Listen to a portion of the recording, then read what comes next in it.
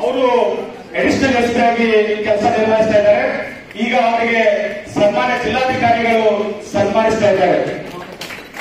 ಜೀವ ತೆಗೆದಂತಹ ಸನ್ಮಾನ್ಯ ಶಶಾಂತಿ ಕುಲಕರ್ಣಿ ಅವರು ಈಗ ವೇದಿಕೆಯಲ್ಲಿ ಆಗಮಿಸಿದ್ದಾರೆ. ಇನ್ನೂ ಅನೇಕ ಬಾರಿ ರಕ್ತದಾನವನ್ನು ಮಾಡಿದ್ದಾರೆ.